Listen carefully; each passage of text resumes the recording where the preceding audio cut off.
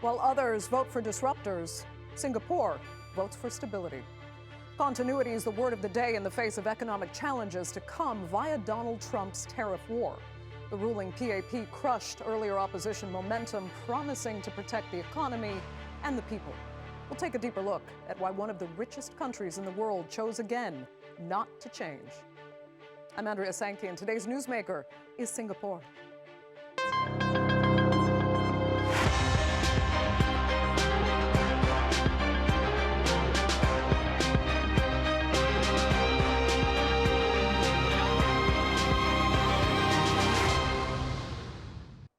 After 66 years in power, Singapore's PAP won a 66% majority on Saturday.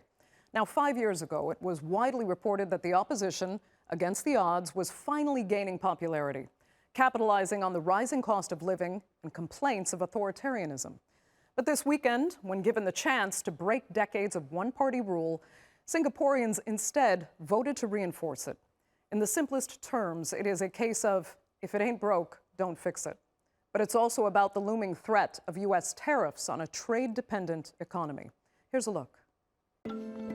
Singapore's recent election saw the return of the People's Action Party to power.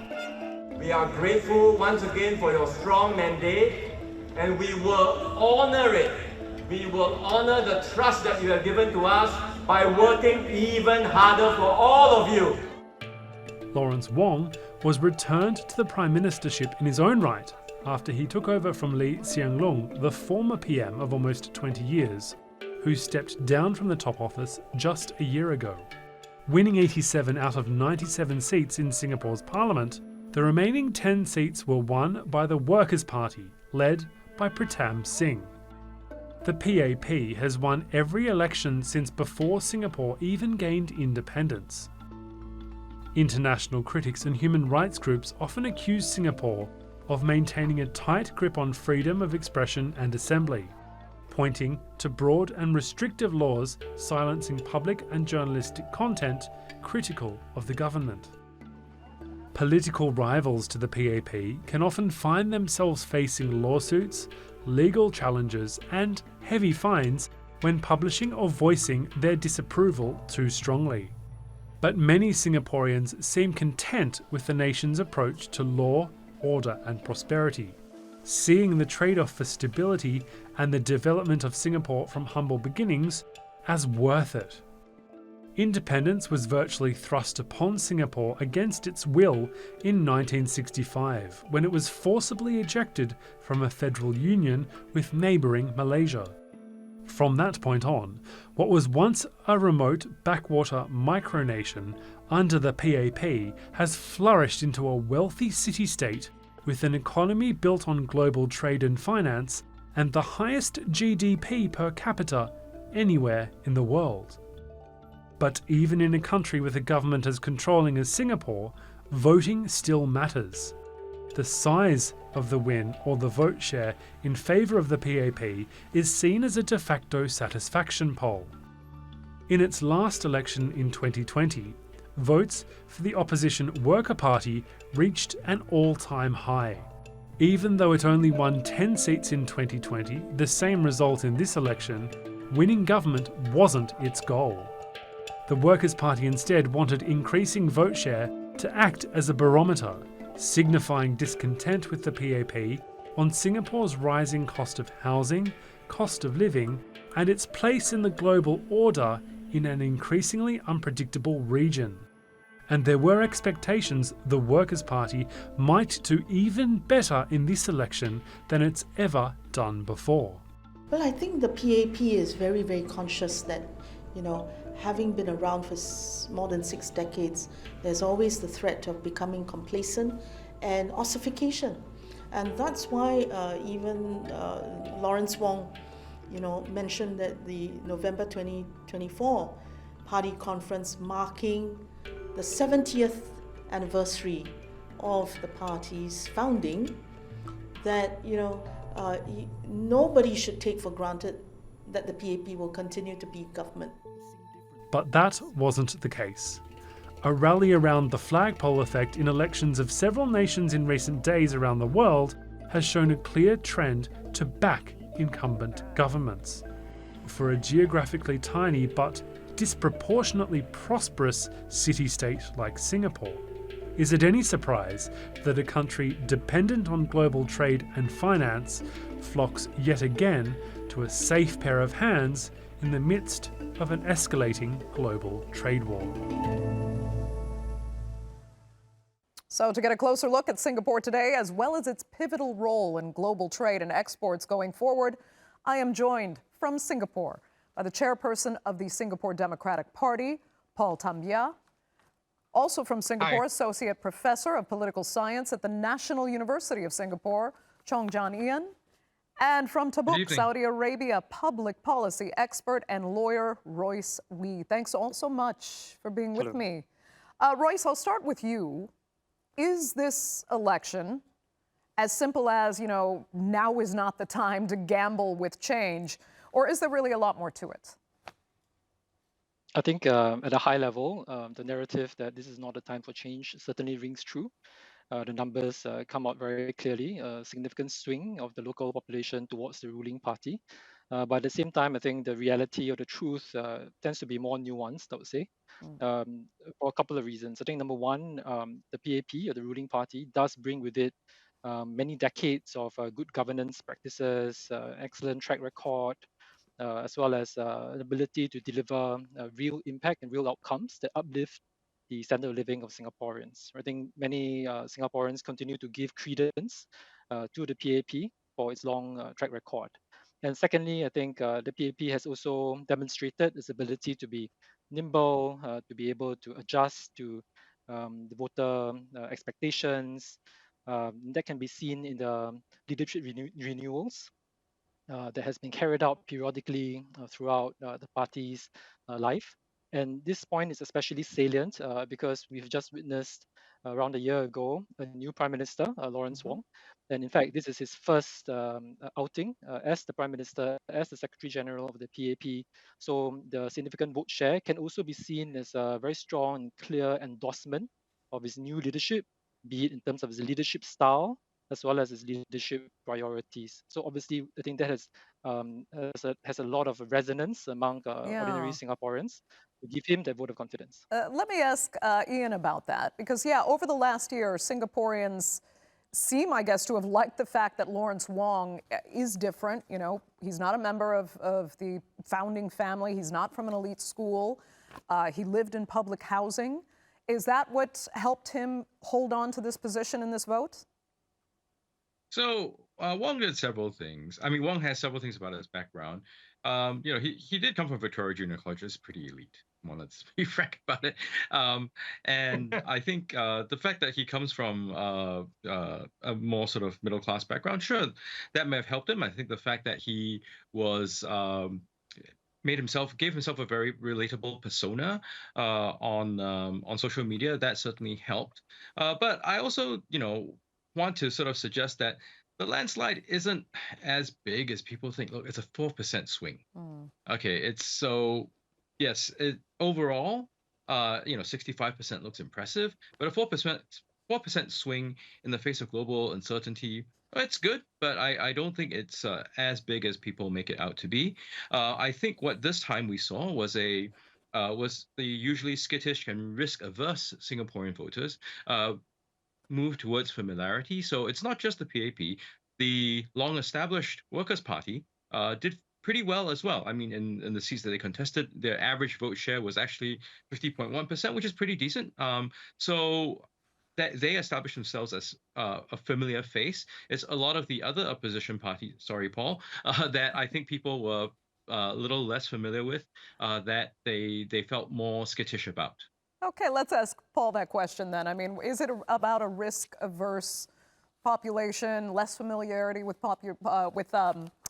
parties like yours, or is there something else at play that you've suspected before, and that you don't feel you're allowed to campaign on equal footing with the most powerful party? Go ahead. I mean, I think this is the world's shortest election campaign period. There's only 9 days during which we're allowed to campaign. And there's this really draconian cooling off period after that, where if you post 1 minute after midnight, the police can come to your home and seize your electronic devices, which they've done in the past. So we are kind of constrained, and I think what it was, this was the first campaign where there was no debate. There was a roundtable, but no debates were allowed. We offered to debate with the PAP; they didn't want to come. In fact, one of the PAP candidates' business partners runs a media company, and he organized the debate, and he invited the PAP, and they didn't show up. So it was just myself and the PSP who took part in that debate. So I think it is generally, as Ian said, the flight to familiarity, where people didn't want to rock the boat, including the politicians and the ruling party, as well as the public. So nobody wanted to take any chances. The PAP didn't want to take any chances, and the public didn't want to take any chances either with the PAP or the WP. And that's mainly due to external factors, as you kind of alluded to. Yeah. Let me ask a little more about those external factors. I mean, basically, fine.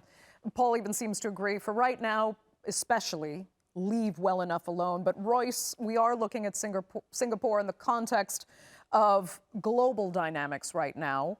And there are so many parallels people are pointing out, arguably, I guess, you can tell me if this is your opinion as well, between Canada and Australia's election, both seemingly rejecting the Trumpism out of fear for what may be happening to the United States. Did we see the same dynamic, do you think, here in Singapore? I think it's fair to say that the answer is yes. I think the phrase I've come across is the anti-Trump bump. They're kind of favoring incumbents undergoing elections right now. There is this view that beyond the US administration's rhetoric in terms of the reality of the various policies that he has rolled out within the first 100 days of Trump's presidency has caused quite significant ructions within international trade, in the financial markets, the stock market performance. And the level of disruption is quite unprecedented. So in that view, I think it has caused some degree of concerns, of worries, of anxieties that then cause people to want to have this flight to safety, to the familiarity, to security. So I think that the part certainly is true. At the same time, I think just to respond to what Paul mentioned, I think Singaporeans, they are by and large quite a savvy bunch. They're very well connected, we're highly educated. I think many Singaporeans, they are able to discern what the PAP has been up to in terms of its policies, in terms of its various actions, various tactics. And the 4 percentage point swing, I think, has also to be seen in that context, that with the opposition coming up with ostensibly more qualified candidates, notwithstanding that people still decide to go with the PAP. I think it's a certain lesson to be drawn from there. Okay. I'm sorry, I'd like to disagree with you. I think when you look at the opposition, we shouldn't look at all of them as the same. I think the WP, which did well, they had better candidates. Not all the opposition parties had that. In terms of the savviness of the Singapore population, I think you still have people who think their votes are not secret. So that is we do lag in terms of political and civic education in Singapore. So I think it's easy to overstate what the PAP did well. They did many things well, but I think it is important also to be accurate. Yeah, actually, to add into that, I think this thing about familiarity also has got to do with the precarity of many Singaporeans. Because, like, for example, in the constituency that I took part in, I was very puzzled initially why the election boundaries were not changed, because ours was the closest fought constituency in 2020. And the PAP doesn't do anything without modeling and extensive polling. And then I realized that what they had done is for a year and a half, they'd been giving these very generous handouts. For $1, you could get a bag of rice and a bottle of oil. And every month it changed. And it was pioneered in this constituency, and it did really well. So some of the other constituencies followed up on that. So many of the time we would visit residents and they'd say, we like you, we think things need to change, but frankly, I really need that $1 deal. And that was really hard to deal with a well-funded, well-oiled organization when people are, the safety nets in Singapore really are very, very thin. So that also, I think, played a big part, at least from my perspective, in the way, familiarity is important, because if you're precarious, you don't want to take a risk. Go ahead, Ian. You forget a little. Okay. And I'd say that also that there's the movement towards incumbents, sure, but unlike Australia and unlike Canada, there was no similar sort of Trump-like figure that was anywhere near competitive. We did have a figure like that who polled basically less than 1%. Yeah, he lost his deposit. Uh-oh. If Okay. you can just have a quick, Royce, just have a quickly, quick response. go ahead. Yeah, just a quick one. I think my point really is that that the opposition on paper, they have come up with stronger candidates. WP obviously is one. And beyond the new candidates, we do also have quite established opposition politicians, including Paul yourself, very well qualified, very experienced, and not just in Singapore, but for your work medically, internationally as well. And I think the challenge is that notwithstanding the increase in the opposition's credibility and the work on the ground, the fact that the PAP is still able to increase its vote share by 4 percentage points in the current challenging environment with lots of complaints about the cost of living, about inflation, so on and so forth. I think we ought to give credit to the PAP for its ability to win over people's hearts and minds. Okay. Yes, but Paul just had talked about the handout, and we also see the fact that the PAP has a robust party machinery, something that is unmatched by any other political party in Singapore. I'll tell you what, guys. Yeah. I very much appreciate hearing about the internal kind of wranglings of the political parties that are vying for these positions in Singapore. But I kind of want to broaden out a little bit more as per what's relative to a more global audience. Ian, I can come back to you for this because beyond the anti-Trump bump that was just mentioned there, it's been said that without trade, Singapore dies. You've got the world's second biggest port. So help us understand, just how crucial is managing trade relations now with the U.S. and China? How much did it factor into this election? And how's it going to be managed going forward? What's really in store now for Singapore on that front? I know Trump is a bit difficult to predict sometimes, but we've seen what's in the plans. Trade is important, but it's not just trade. I'd say it's the whole economic model that Singapore has. The largest investor in Singapore by FDI is the United States. The US is Singapore's largest trading partner in services. The PRC is Singapore's largest trading partner in goods. How this works is essentially capital from the US and other developed economies come in, so do the services, and that helps with Singapore, manufacturing stuff to sell to China that goes on to final markets, or buying stuff from the PRC that we assemble and sell off elsewhere. And what the trade war and the tariffs mean is that circulation is somewhat broken. The final markets are far more closed. That means to say that firms have far less interest in investing, so that makes Singapore take another hit. Because there's less demand, the services don't come in as much. So that whole trade and tariff war situation could have really serious knock-on effects for Singapore, even though Singapore's tariff rate is at the base rate of 10%. So if the tariff war really comes in, Singapore will really have to rethink the model that has made it prosperous and successful during the period of globalization. Royce, you agree there or no? I agree with what Ian shared. I think we are open economy. Our lifeblood is trade, and linked to trade actually is investments, because a lot of the investments that come to Singapore is not just for Singapore's domestic market, because we are a small market. Investments that come in really is for a regional play, including to our neighbors and as well as trade to further the parties who are further away. So in view of that, I think there is a significant concern that the impact of the policies of Trump's policies on Singapore is really going to fundamentally shake up how Singapore ought to operate going forward. And are you as a Singaporean, are you worried? Because the cost of living is already very high in Singapore. If this shakes things up more, where is it going to leave people, especially at the lower end of the economic spectrum? Yeah, let me chip in here. I think it's partly trade, but it's also the global economy, because what happened was in 2008 with the subprime crisis, and in 2020 with the COVID pandemic, there was a global slowdown of the economy, and I think that's what people are really afraid of, because they remember what happened in 2008 and also what happened in 2020. I remember in 2008, a cousin was saying she worked at a bank, and Friday afternoon they said, okay, the following people will still have their jobs and come back on Monday. So those kind of memories are still alive.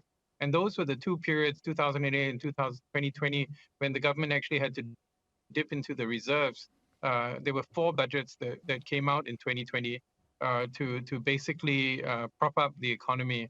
But it was kind of a scary time for people. So I think that's what people are afraid of more than anything else. because the US runs a trade surplus with Singapore. So the perception is that Singapore is going to get off lightly.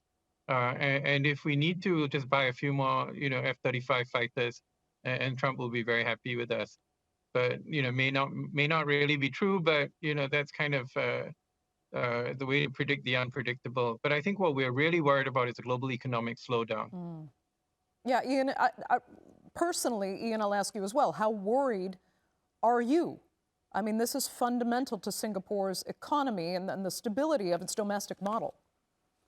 Right. I am concerned. I think the fallout could be really serious, but the unpredictability and uncertainty makes things really difficult to sort of get a handle on. I think that uncertainty creates a lot more anxiety as well. And I think also in terms of the PAP, as they've been trying to talk, they've been talking a lot about the global uncertainties really since last year.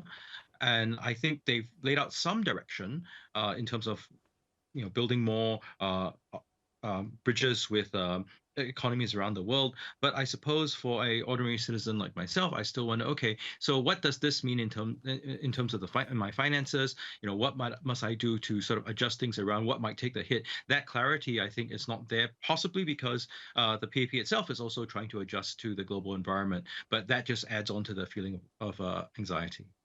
But I mean, Royce, quickly, this won't make or break the PAP going forward, or will it?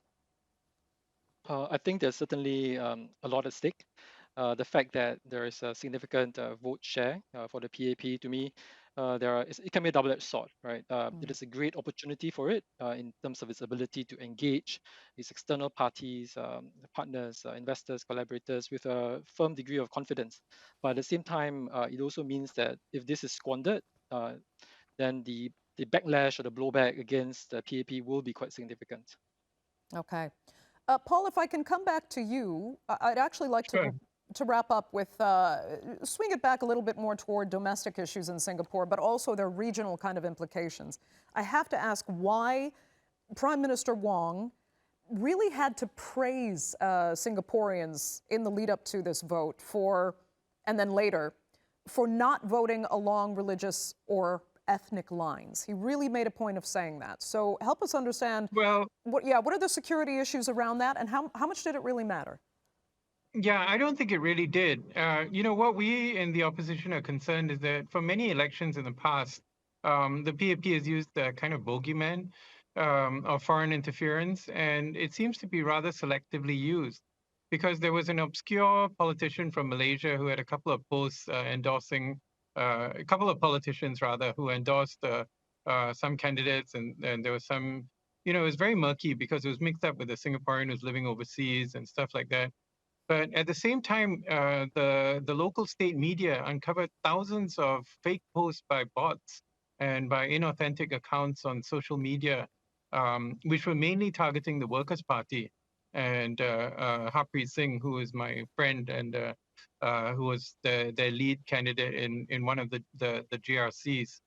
So there's a slightly cynical view that the government brings up foreign interference and race and religion when it's convenient for them, but they kind of ignore it when it's working in their favor. So I guess politicians do that everywhere. Ian, is that true? Was a kind of boogeyman created? And give us a little more detail about what that boogeyman is for those who don't understand outside of Singapore. Right. So Singapore is a multi-ethnic, multicultural, multi-religious society. And there is, I think, some legitimate concern about divisions that could be pulled at and tugged at. So that is the sort of baseline reality that exists out there. Of course, like other societies, like other politicians, there's a temptation to try to manipulate, perhaps, to sort of encourage certain fears on that already skittish and risk-averse Singapore population. So that's where some of that cynicism comes from.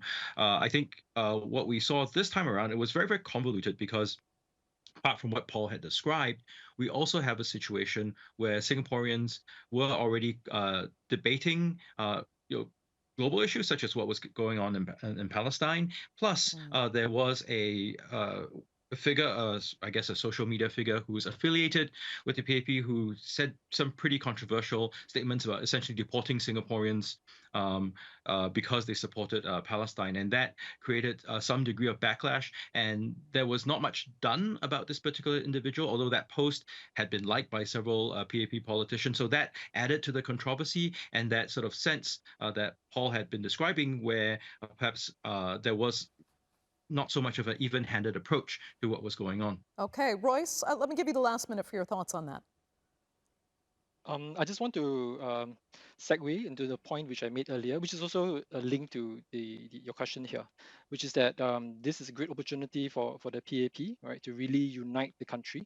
And by uniting the country, the paradox, therefore, is that it cannot be completely insular. I think it's an invitation for them to really be more open, to be more balanced, to really accede to many of the requests or demands made by the opposition parties, to take good ideas, to take good people, regardless of the political affiliation, to really harness the collective strength, capabilities, and ideas of diverse Singaporeans, regardless of party, and really make this whole One Singapore slogan beyond the rhetoric into reality.